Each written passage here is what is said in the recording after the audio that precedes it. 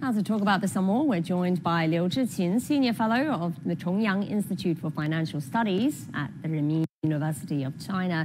Mr. Liu, thanks for coming on our show. So first of all, what do you think of these guidelines and the pledge to improve the business environment in order to grow the private sector? You know, how important are these policy support and legal guarantees? I should say that this document is issued at the right time, because the right time we see that the Chinese recovery of the economy has met some headwinds and challenges and uncertainties domestically and also globally. And we see that also the private sector in China's economic development played a very important or key role, or important role in the history. So we see that how to increase or raise the confidence of the private sector and also make this private sector more contribution to the further development of the economy. So this document is very essential and very critical, I think, at the right time. And also, we always say that we should have more practical and effective policies that to support the private sections. As we know, private sections made great contribution for a high rate of employment and high tax pay and also high contribution to the GDP. So the private sector cannot be ignored, even underestimated. That will make a great mistake. So that's why I think this policy document is very important. And also, as we know, without the government policy, that would be no coordinated market. Without the market, there's no life for any enterprises, including state-owned and private sector. So that's why it's a very important thing for the government to issue the guidelines, including the legal protection or legal guarantee in order to make this development more healthy and more stable.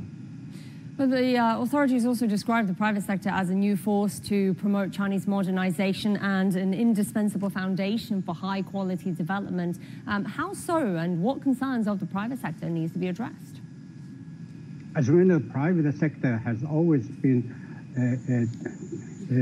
in the focus of debate since the opening up of China's economy in the past 40 years. But actually, the private sector, as people always come to recognize that it's a fresh force or new force to China's modernization, especially for the high quality development. Without the private sector, we could achieve nothing, because this is a very important section for the people.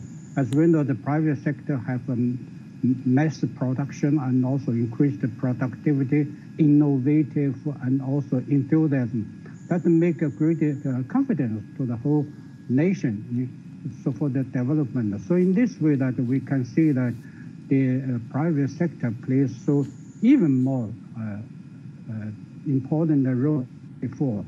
But there's still some concerns, even we have such a document. So as we know that such document is not new. Before years, we have several times the similar document to support the private sector. But we still need very strong practical policies to support the private sector, especially in two ways.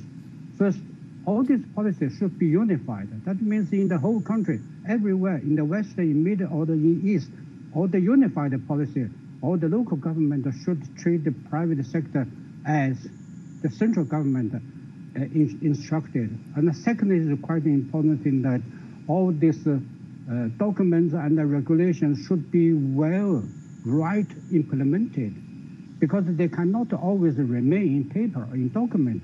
They should have already implementation during the practice. So let the entrepreneur, private section to feel that benefits from such document, feel the real support from the government.